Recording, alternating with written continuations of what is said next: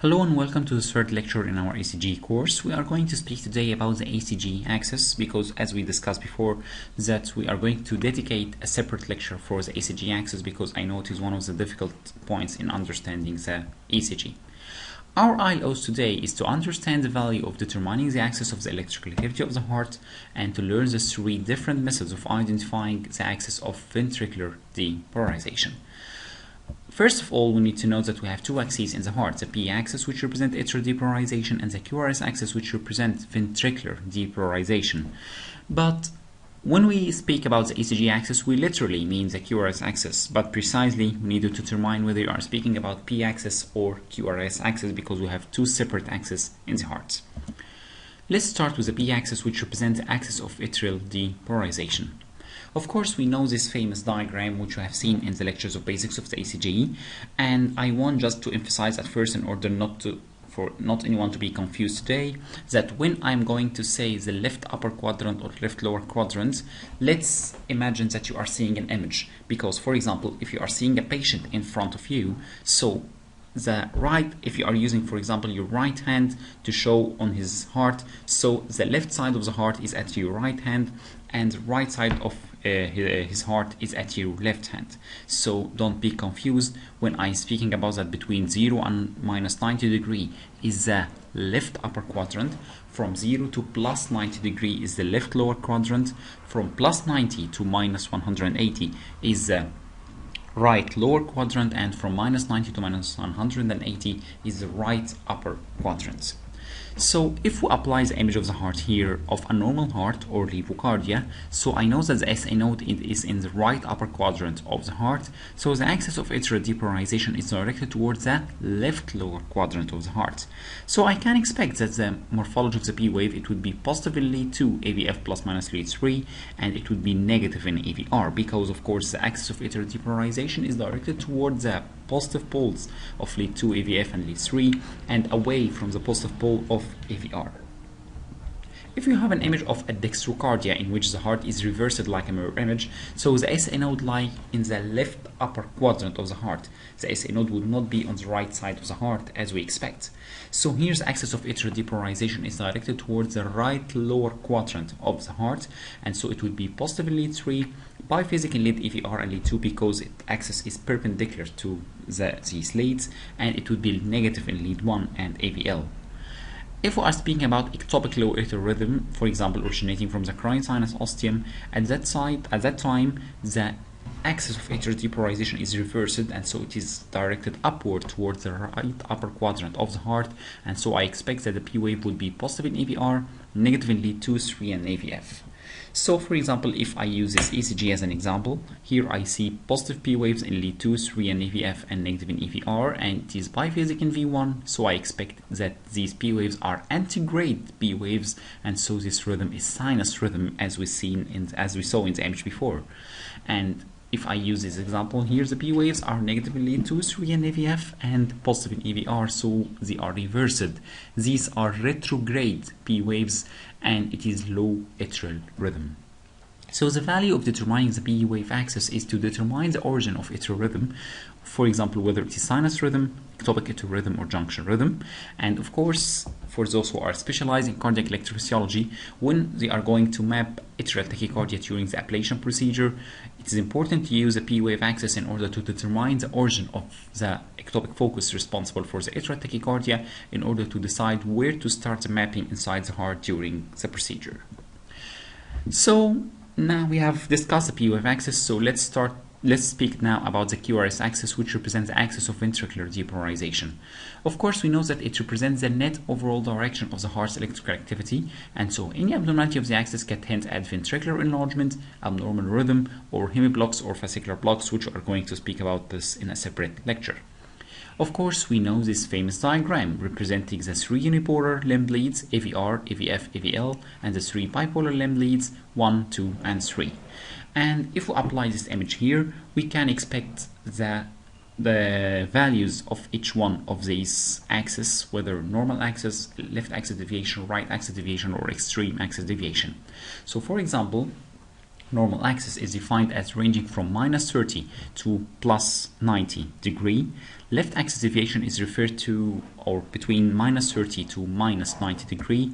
Right axis deviation is between plus 90 and 180 degrees. Sometimes we may refer to 180 by plus value or minus value. It is not significant. And the extreme axis is between minus 90 to plus 180 degree. We will refer as extreme axis, or sometimes it may be referred to as indeterminate axis. We have three methods in determining the axis of the heart: the quadrant method, the Relead method, and equiphasic method. Let's start with the simplest way, but before this I need to emphasize on an important fact that we use only the limb leads for determining the axis, not the chest lead. We have discussed before that the limb leads look at the heart at a frontal plane, but the chest leads look at the heart at a transverse plane. So the axis of ventricular depolarization would affect the limb leads, not the chest leads. In the quadrant method, we look at three basic morphology of any limb leads, whether it is predominantly positive or predominantly negative or equiphasic. So we need to see at the net overall direction of the axis, because you may see negative component and positive components in each limb leads. So look at the overall direction, whether it is predominantly positive, predominantly negative, or equiphasic. We would use only two leads in this method, which is lead 1 and lead AVF. If lead 1 is positive, so it is directed towards 0 degree, so I could expect that here is the left half of this circle, which is turned blue, is the direction of the axis of ventricular depolarization. And if lead AVF is as well positive, so it is directed towards the lower half of the circle, towards plus 90 degree, as we expect here. So if I merge these two images together, I would expect that the axis of ventricular depolarization is between 0 to plus 90 degree, so it is towards the left lower quadrant and it is normal axis. Second example, lead 1 is positive and lead AVF is negative. So here lead AVF is negative, so the axis of ventricular depolarization is directed upwards toward minus 90 degree. So if I merge these two images together, so here I can expect that the axis of the heart is between 0 to minus 30 degree, so it is left axis. The third example, lead 1 is negative, so it is directed away from the positive pole of lead 1. It is directed toward 180 degree, and lead AVF is positive, so it is directed towards plus 90 degree because it is directed towards the positive pole of AVF. If we merge these two images together, the axis of the heart is directed towards the right lower quadrant of the heart, so it is between plus 90 to plus 180 degree, and it is right axis deviation. Last example here, lead 1 is negative and lead AVF is negative. So lead 1 is negative, it is directed toward 180 degree. Lead AVF is negative, it is directed toward minus 90 degree. If we merge these two images together, the axis of the heart is directed toward the right upper quadrant of the heart, so it is extreme axis deviation. So quadrant method is the simplest method for determining the axis of the heart. It uses only lead 1 and lead AVF to determine whether the axis is normal axis, left axis, right axis, extreme axis. Now we are going to speak about another method, which is the 3-lead method, and from its name we are going to add a third lead here, which is lead 2. But the question that would be raised in our mind, why? Why do we need a third lead?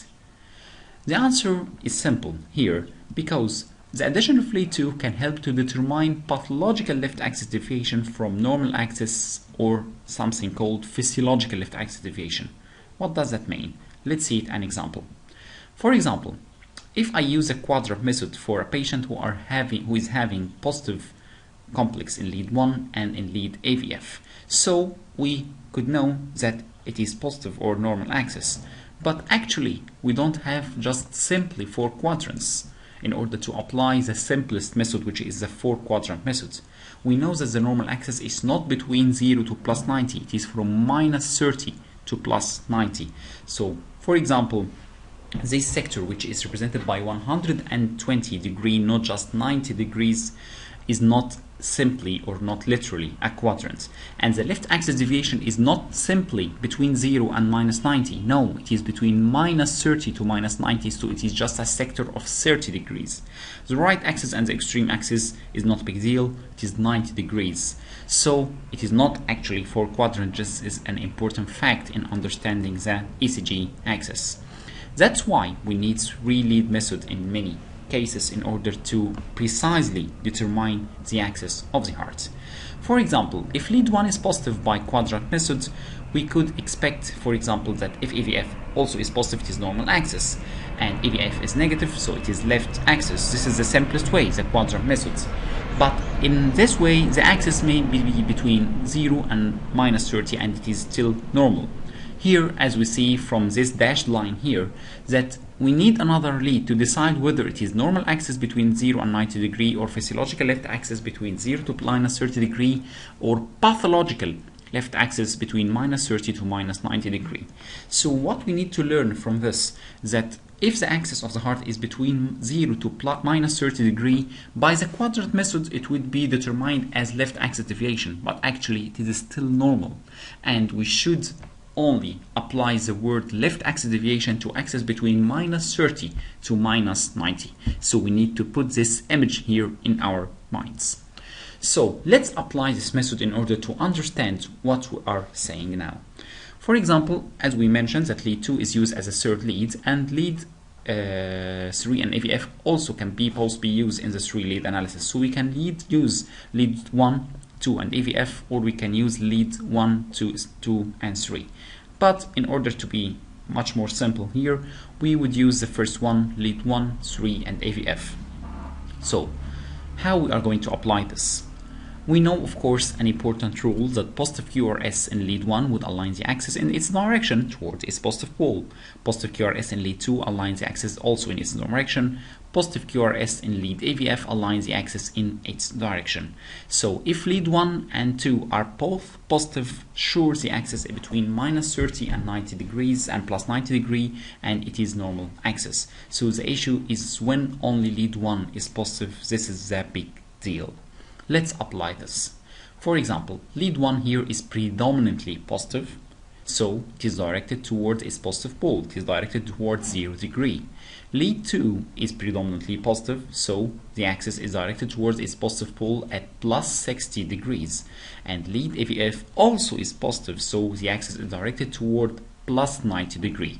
So from the direction of these 3 axes, we could expect that the axis of the heart is between 0 degree to plus 90 degree, so this patient has normal axis from 0 to 90 degrees. Let's have another example. Lead 1 is predominantly positive, so the axis is directed towards 0 degree.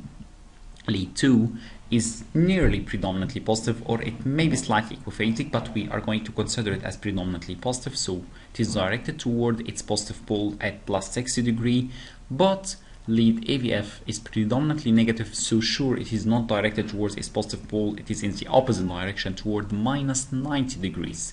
So here we can expect that the axis of the heart is between plus 60 degree to minus 90 degree, so we could expect here that this patient has physiological left axis deviation between 0 degree to minus 30 degree. So it is not left axis deviation, no, it is still can be normal, because lead 1 and lead 2 are both predominantly positive and AVF was negative. Let's have another example. Lead 1 is predominantly positive, lead 2 is predominantly negative, so here lead 2 is negative, so the axis is directed away from the positive pole. It is nearly at minus, or we can consider like minus 120 degrees here at the right upper quadrant. And AVF is also predominantly negative, so it is directed toward minus 90 degrees. So the net overall direction would be directed toward the left axis deviation sector between minus 30 to minus 90 degrees. So here, in order to consider the patient to have left axis deviation, which is a pathological form, so we should have positive complex in lead 1 and negative complex in lead 2 and AVF in order to consider it as pure pathological left axis deviation.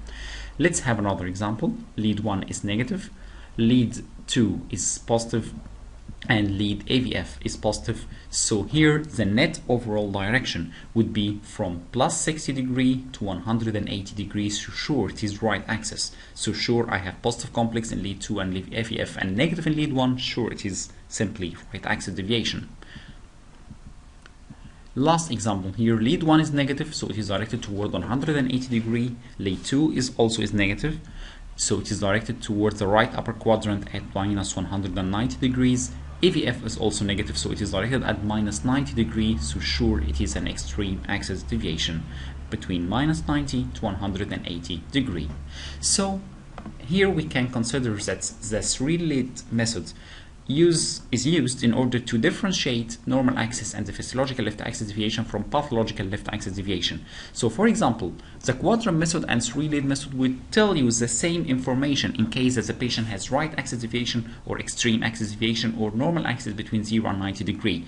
But the value of using this Relead method is to differentiate the physiological left axis deviation, which is still normal axis, from pathological left axis deviation, which is a pure form of left axis deviation that should be separated from normal axis and from physiological left axis deviation.